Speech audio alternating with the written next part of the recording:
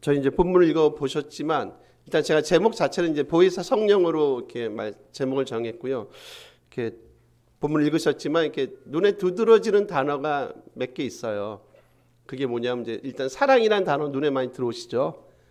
그래서 제가 이제 그 13장 시작할 때 그런 말씀을 드렸어요. 기억이 나실 겁니다. 그러니까 13장, 그러니까 1장에서 12장까지 하고요. 그리고 13장에서 이제 21장까지 그 사랑이 쓰이는 그 빈도수가 다르다라고 말씀드렸어요.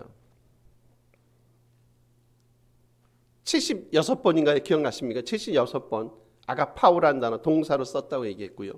그리고 앞에 1장에 12장까지는 22번 썼고, 그러니까 지금 13장 이후부터는 제가 이제 심화 교육 일종의 기간이라고 얘기했어요. 그러니까 제자들에게만, 제자들은 이제 주님이 떠나시고 난 다음에 제자들에게 주시는 일종의, 우리로 말하면 이제 특별 과외 같은 거, 심화 교육을 지금 하시는 장면인데, 지금 오늘 본문도 읽으셨지만 눈에 두드러지는 단어가 있으시죠? 그게 뭐냐면 이제 사랑이란 단어입니다. 그리고 제가 이제 타이틀은 이제 보혜사 성령으로 했지만, 보혜사 성령에 대한 언급은 사실상 본문에 한 5번 정도 나와요. 오늘 본문만이 아니고 15장, 16장 해가지고 한 5번 정도 보혜사 성령에 대한 언급이 이제 계속 진술이 되고 있습니다.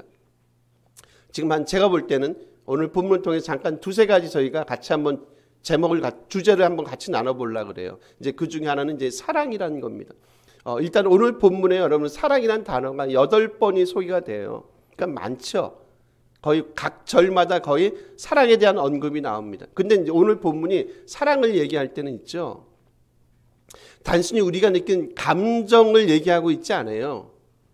우리 마음속에 예를 들면 상대방에 대해 느끼는 누구에 대해 느끼는 단순히 감정을 표현하고 있지는 않습니다. 그리고 예를 들면 우리가 이제 흔하게 그런 얘기도 많이 하죠. 관용, 대화, 타협, 그런 얘기하는데 사실상 그런 식의 사랑을 얘기하고 있지는 않아요. 지금 제자들에게 지금 사랑을 주님이 강조하시는 이유가 있어요.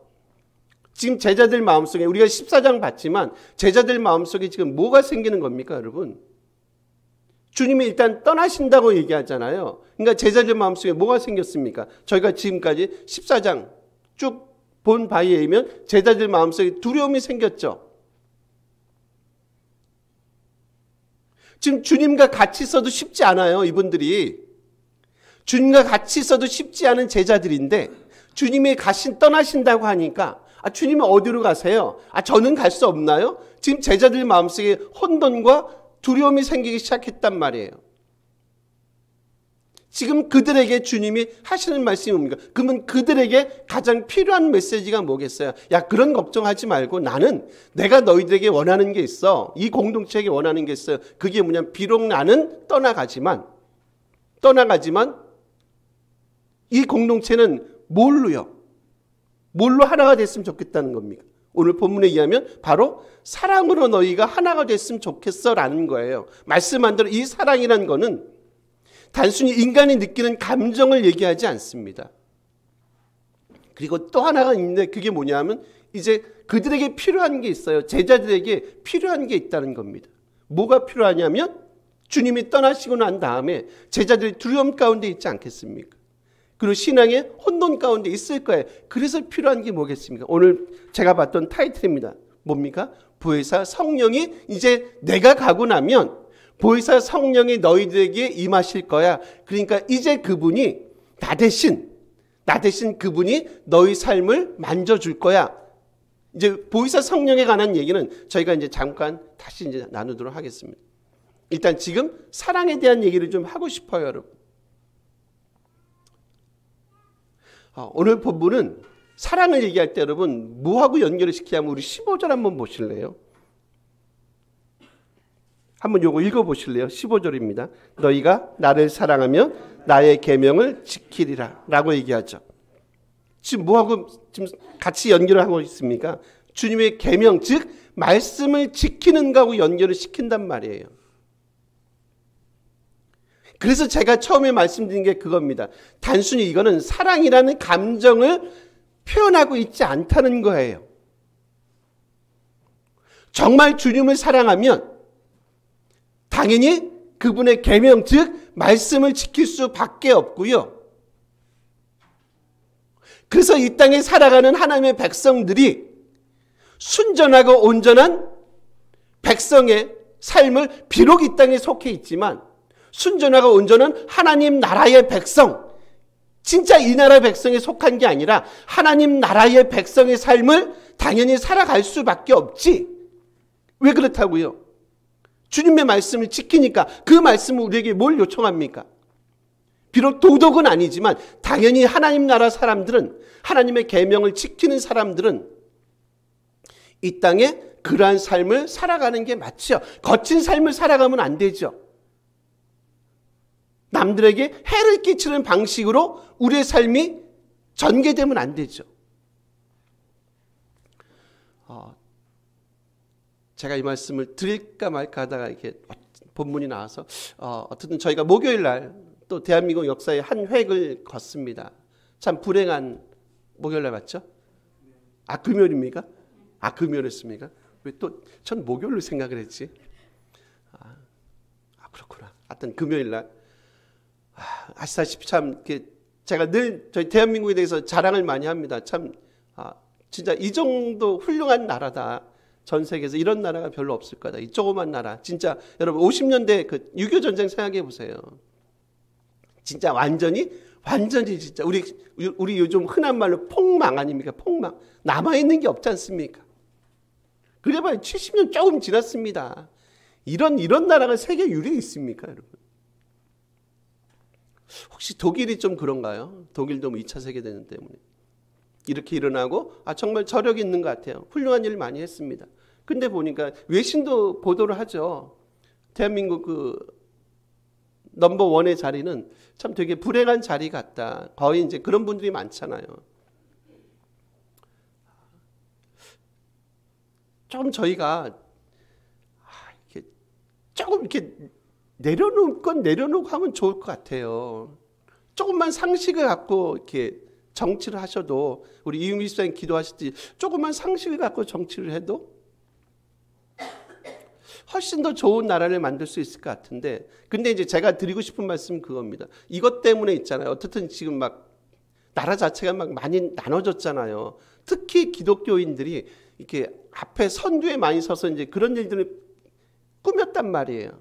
특히 아시다시피 무슨 제일교회인가 그분. 그래서 이제 우리에게 갖고 오는 그 타격이 있어요. 데미지가 있어요. 제가 지난번에도 말씀드렸잖아요. 사람들은 대부분 뭐라고 생각합니까? 기독교인들은 저러네 라고 일단 단정을 해버리잖아요. 되게 과격한 모습들을 보여줬잖아요. 그렇지 않습니까? 이제 그런 것들이 엄청나게 복음에 방해가 된다는 얘기를 하고 싶은 거예요. 정치 얘기를 하고 싶은 게 아니라 진짜 이런 거잖아요. 여러분, 사랑을 하면 뭐 한다고요? 하나님의 말씀의 계명을 지키는 게 맞습니다. 하나님의 말씀은 그런 방식으로 우리에게 소개하고 있지 않아요. 세상에 대해서 적대와 혐오와 분열과 분란과 갈등과 투쟁의 삶을 우리에게 요청하지 않잖아요. 그죠?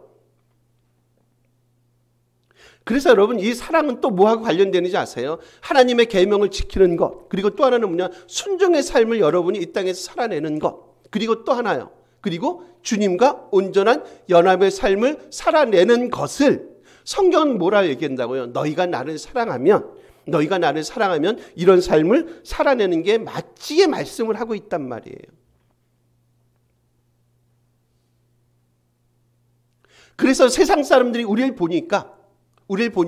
기독교인들의 삶을 보니까 저분들은 조금 우리하고 많이 다른 애 모습으로 늘 우리의 삶이 그렇게 사라지는 게 맞죠. 그런 모습을 보여지는 게 맞지 않습니까? 늘 갈등, 투쟁, 분열, 그저 길거리 나가서 막 외치고 막 그런 모습도 물론 필요할 수는 있겠지만 성경이 말씀하는 건 저는 그렇게 이해를 한단 말이에요.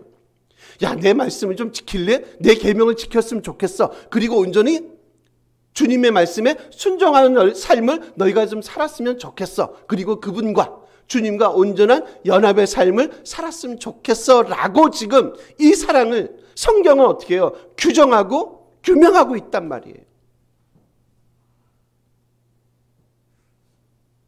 자기의 어떤 목적을 이루기 위해서 하나님의 교회를, 성도님들을 이용하시면 안 돼요. 진짜 그러시면 안 됩니다. 본인이 정치적인 성향이 있으시면 글로 나가시면 되잖아요. 왜 하나님의 교회를, 성도님들을 혹세무민시켜서 선동을 하시면 안 되죠. 그게 무슨 기독교입니까, 여러분?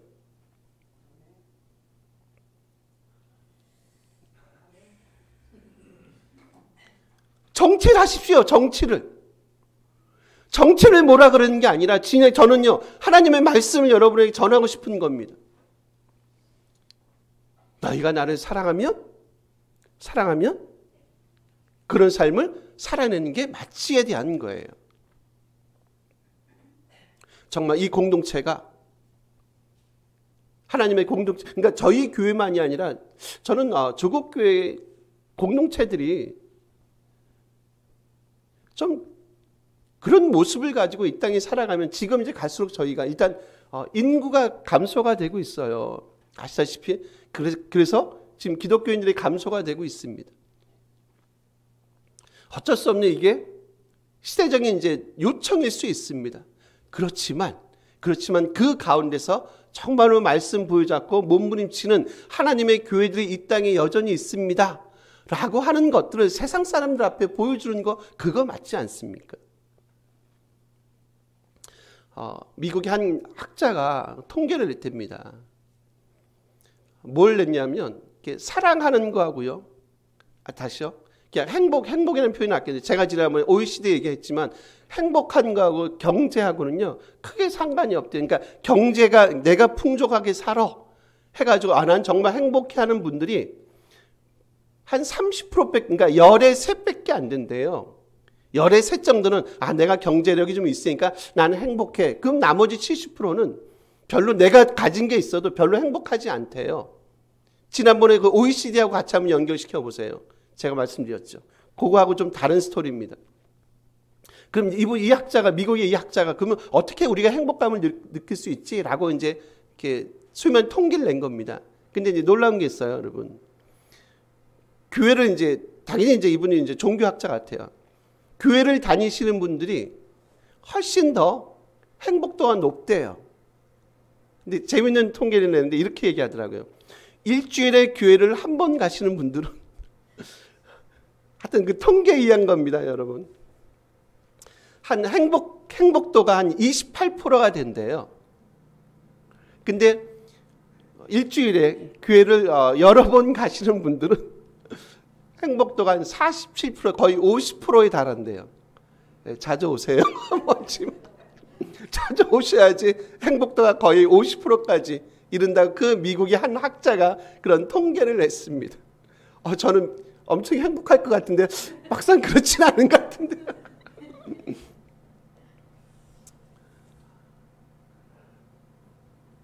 여러분, 그게 맞잖아요. 원래 그게 맞아야 되는 거잖아요. 왜냐하면 주님의 말씀이 우리에게 주시는 말씀이 있잖아요. 이거는 말씀한 대로 가진 것 못 가진 것 그거하고 상관없죠. 내가 배우고 배우지 못한 것 상관없잖아요. 정말 이 말씀 자체가 우리에게 주는 메시지가 있거든요. 근데 그 메시지를 들으니까 우리 삶이 다시 한번 돌이켜보게 되고, 우리 삶을 통해서 정말 하나님의 말씀을 통해서 내가 뭐합니까? 위로를 받죠. 그래서 오늘 본문에 여러분 파라클레토스 있죠. 이 언어에 대한 그 소위 말하는 어원에 대한 게 되게 이제 되게 논쟁은 많이 되는데, 이 파라클레토스 보혜사란 이름 자체의 어원은 뭐냐면 도움을 받기 위해서 옆으로 부르심을 받은 분을 이 보혜사라고 일컫는단 말이에요. 그러니까 다시 설명하면 이 보혜사라는 분은 누구냐면, 성령님은 누구냐면 그냥 우리가 있잖아요. 우리 옆으로 오신 거예요. 우리 옆에 오셔서 우리로 하여금 뭐 하도록요? 우리를 돕기 위해서. 그러니까 우리 입장에서는 뭐 하는 거예요? 도움을 받는 거죠. 그분은 돕기 위해서 우리 옆에 계신 거고요. 우리 입장에서 보면 우리를 도우기 위해서 지금 성령님께서 보혜사가 우리 옆에 와 계시다는 거예요. 여러분, 그러면 한번 생각해 보세요. 그 사실이 우리에게 뭐가 됩니까? 엄청난 뭐가 되겠습니까? 제가 얘기했죠. 제자들이 지금 필요한 게 있다. 사랑 필요하고요. 또 하나 뭐가 필요하다는 말씀했습니까? 주님이 떠나가셨잖아요. 떠나가실 거잖아요. 가시고 나서 그 공백을, 그 부재를 채워야 돼요. 그러기 위해서는 그들에게 뭐가 필요하냐면 그들에게 엄청난 위로가 필요하죠. 주님이 계실 때는 주님이 그 위로를 하셨단 말이에요. 제자들의 그 빈 공간을 누가 채웠다고요? 주님이 채우셨어요. 주님이 떠나가신대요. 이제 어떻게 하지? 지금 주님이 계셔도 우리가 쉽지 않은데 주님이 떠나고 나시면 이제 그 빈 공간을, 공백을 누가 채우는가? 주님이 말씀하자. 걱정하지 마. 우리 본문 한번 볼까요? 우리 16절 한번 같이 한번 읽어주세요. 읽습니다. 내가 아버지께 구하겠으니 그가 또 영원토록 너희와 함께 있게 하리니. 여기 흥미롭죠. 또 다른 보혜사라고 얘기하잖아요. 그러면 지금 이 얘기는 뭐예요, 여러분? 뭐가 있다는 거예요? 보혜사가 또 계시다는 거잖아요. 이 보혜사는 또 다른 보혜사잖아요. 그러면 원래 원 보혜사는 누굴까요? 예수님이시죠. 내가 너희들 옆에 서서 너희를 도왔지. 걱정하지 말고 두려워하지 마.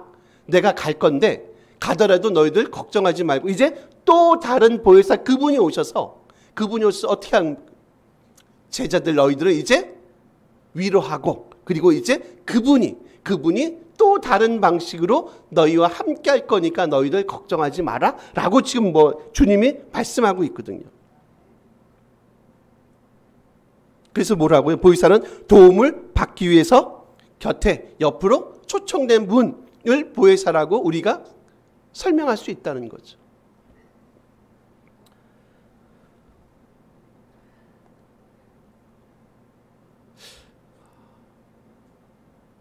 그걸 통해서 제자들이 갖고 있는 게 뭐라고요?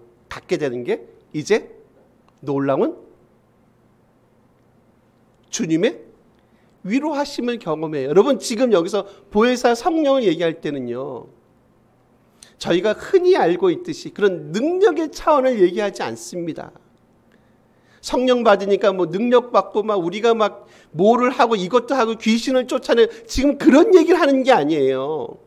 능력 차원에서 보혜사를 얘기하는 게 아니라 지금 보혜사가 오시면 그분이 주님의 일을 할 겁니다. 주님의 일을 하실 거예요. 주님은 누구의 일을 하셨습니까, 여러분?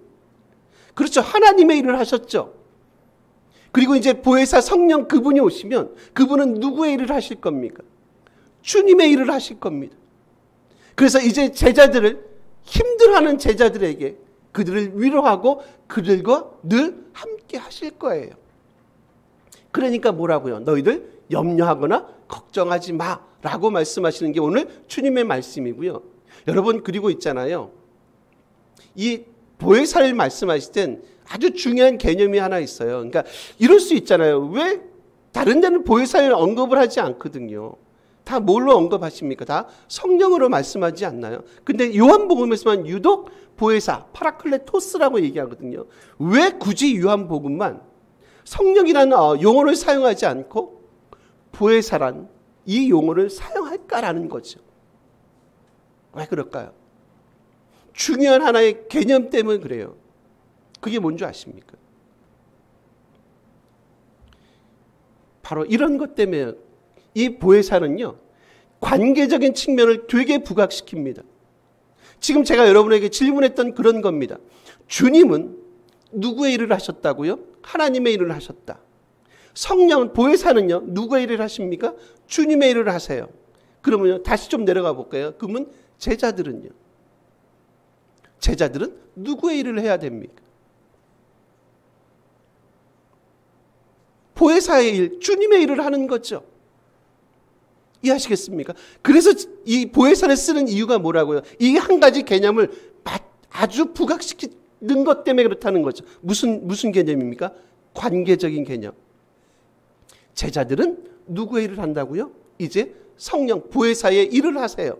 그리고 지금 이 시대에 살아가는 하나님의 백성들은요, 누구의 일을 감당합니까? 보혜사의 일, 그리고 주님의 일, 그리고 하나님의 일을 감당하도록 부르심을 받은 그런 관계 속에 있는 백성이고 자녀임을 강조하고 있다는 거예요.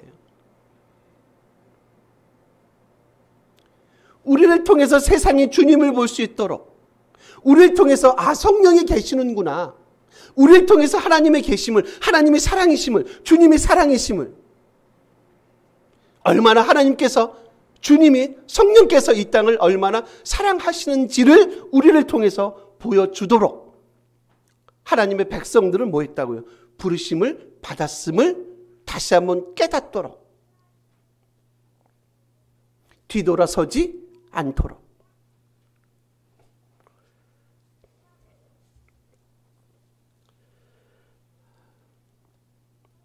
너무 복잡하게 생각하실 거 없습니다. 제가 사랑 말씀할 때 그랬죠.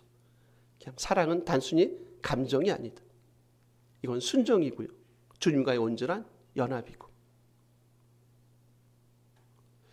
그냥 이 땅에서 우리가 그런 존재로 부르심을 받았음을 끊임없이 기억하고, 그래. 늘 고민하십시오, 여러분. 늘 고민하시는 게 그게 맞지 않습니까?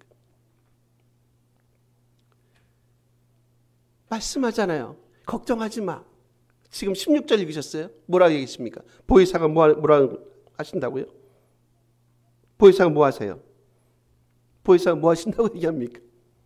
너희와 함께 하신다고 얘기했잖아요. 여러분 18절 다시 한번 요거 관련해서 한번 읽어보세요. 18절 한번 읽어볼게요. 읽습니다. 내가 너희를 고아와 같이 버려두지 아니하고 너희에게로 오리. 23절 한번 다시 가볼게요. 예수께서 대답하여 이르시되 사람이 나를 사랑하면 내 말을 지키리니 내 아버지께서 그를 우리가 그에게로 가서 거처를 그와 함께 하리. 제자들을 누구와 같이, 그와 같이 버려두지 않는데요. 그리고 우리가 그에게 가서 거처를 그와 함께 하신다라고 얘기하죠. 사실상 여러분, 고아는 누군지 잘 아세요. 고아는 그 당시에 가장 비천하고 천대받는 부류의 친구들이지 않습니까? 누군가 필요해요. 누군가 필요합니다. 근데 그 고아조차도 그냥 버려두지 않는다고 얘기해요. 근데 하나님의 자녀들이야 얼마나 더 주님께서, 성령께서 그들의 삶을 보살피고 그들과 늘 함께 하지 않으시겠는가에 대한 얘기를 하고 있습니다. 그래서 여러분 늘 이 땅에 소외받고 비참하고 처참한 삶을 살아가는 대표적 계층을 누구로 소개하고 있습니까? 고아하고 과부. 성경 그런 말씀 하잖아요. 과부의 청도 들어주신다. 하물며 내가 하나님의 자녀들의 그 기도 소리를 내가 외면하겠는가? 고아를 내가 홀로 버려두지 않는다. 근데 하물며 하나님의 자녀들이야 얼마나 내가 더 내 관심과 내 사랑의 대상이 되지 않겠는가? 여러분 구제 같은 거 많이 하실 수 있죠. 이렇게 제가 이제 EBS 이렇게 방송 좀 좋아하는 프로가 있어요. 이제 그거 보면 중간에 이제 늘 광고를 많이 하는데, 이제 광고하면 이제 대부분 중간에 나오는 그 광고가 그 아프리카 아이들 있잖아요. 볼 때마다 제가 막 그게 너무 제가 많이 도울 수는 없고, 걔들 제가 이제 조금은 삶은 알잖아요. 그래도 이제 그 동네에서 한 10년 있다 오니까 뭐 거기만이 아니라 이제 뭐 남아공도 그 정도면, 남아공이 아프리카에 어떻든 제일 잘 사는 나라로 하는데 남아공이 그 정도니까 뭐 다른 나라들은 말할 것도 없으니까 그거 볼 때는 살살 많이 괴롭고 힘들어요. 살살 보면. 그 제가 이제 딴 데로 돌리고 막 그럴 때도 있거든요. 대부분 그런 삶을 살아내요, 여러분. 그 친구들이. 그래서 여러분 구제하실 수도 있잖아요. 구제 뭐 예를 들면 세이브 더 칠드런 같은데, 아니면 뭐 저희 아는 분도 계좌 그런데 한 3-4군데 하시더라고요. 근데 생각해 보세요. 그런 친구들을 돕는단 말이에요. 만약에 내가 3군데를 도와 라고 하시는 분인데, 그럼 여러분 그런 친구들도 도우시는 여러분이 여러분의 자녀들에 대해서는 냉담합니까?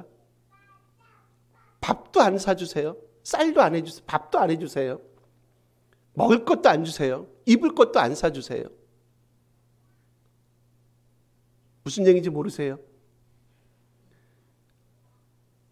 밖으로 예를 드는 겁니다. 그 어려운 흑인 아이들을 도와주시는 여러분이 여러분의 진짜 친자녀들에 대해서 여러분 눈을 감아버리십니까?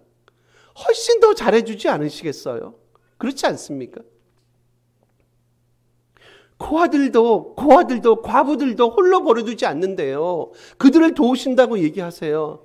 그런데 하물며 하나님의 자녀들이야 얼마나 더 내가 그들에게 관심과 사랑을 내가 주지 않겠니? 내가 얼마나 너희들을 더 사랑하는 줄 너희들이 그 이해하지 못하니? 그래서 여러분 여기 지금 23절하고요. 우리 한 번만 눈으로 다시 와보세요. 23절 맨 뒤쪽이세요. 우리가 그에게 가서 거처를 그와 함께 하리라 말씀하지요. 우리 14장 2절 가보세요. 눈으로 와보세요. 맨 뒤로 가보세요. 14장 2절이세요. 내가 너희를 위하여 거처를 예비하러 간다. 3절이세요. 가서 너희를 위해서 거처를 예비하면. 뭐의 주제가 여러분 딱 두드러지시나요? 거처를 예비한다고 얘기하잖아요. 즉 내 주의 주제예요. 내가 너희들과 함께 할 거에 대한 주제입니다. 여러분. 야 얘들아 걱정하지 말라니까.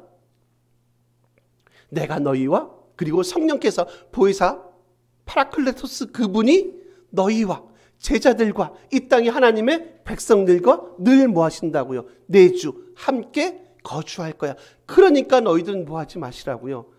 염려하거나 걱정하지 마라고 오늘 본문을 통해서 말씀하고 있어요.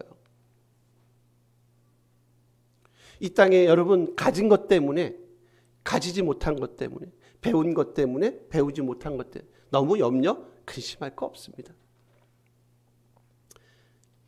70 정도 넘어가시면 뭐 다 똑같다며요. 70 넘어가면서 남는 거 딱 하나밖에 없답니다. 그거 아세요? 70 정도 넘어가시면 남는 거 딱 하나밖에 없대요. 제가 옛날에 섬겼던 교회 권사님이 계신데 그때 80이 넘으셨어요. 아마 지금 좀 돌아가시지 않았을까 싶은데 그분이 여자 대학 있죠. 여기 신촌에 있는 거기를 옛날 분인데 거기를 나오셨어요. 80이 넘으신 어르신이 얼마나 거기에 대해서 프라이드가 강한지 약대를 나오셨거든요. 그래서 제가 속으로 깜짝 놀랐어요. 이게 복음으로 안 되는 게 이게 가방끈이구나. 80 넘으신 어르신이 옛날에 나왔던 그 신촌에 있는 여대 물론 좋은 데는 맞지만 80이 넘으신 여전히 내가 거기대 출신이라. 그래서 제가 깜짝 놀랐습니다. 이게 다시 질문하면서 이제 말씀을 정리할 겁니다. 70이 넘어가시면 딱 하나밖에 남지 않는다고 얘기합니다. 뭐가 남습니까? 제가 볼 땐 그래요. 신앙 빼고요. 신앙 빼고 건강입니다. 건강하십시오. 건강하셔야지 교회도 섬기시고요. 가족도 돌보시고 다 똑같습니다. 여러분. 그냥 기억했으면 좋겠어요. 우리 주님의 사랑 안에 거하자. 누굽니까? 보혜사. 그분이 뭐 하실? 분명히 우리 삶을 뭐 하실 겁니까? 분명히 위로하시고 늘 우리 곁에서 우리를 변호하시고 우리를 위해서 그분이 일하실 거야. 또 하나는 뭡니까? 내주라는 겁니다. 하나님이 성령께서 주님께서 늘 우리와 뭐 하실 겁니까? 함께 거처를 우리와 함께 같이 우리 동거동락 우리 혼숙하는 그런 복된 삶을 그분과 혼숙하는 복된 삶을 우리가 살아가는 존재구나라는 것 요 세 가지 꼭 좀 기억했으면 좋겠어요. 인간적으로 건강하시면 됩니다. 다 필요 없습니다. 우리가 자랑했던 거 있죠. 젊어서 자랑했던 거, 어깨뽕했던 거 그거 연세 드시면 별거 없어집니다. 그렇지 않으십니까? 되게 허탈한 겁니다, 여러분. 아무것도 아닌 거.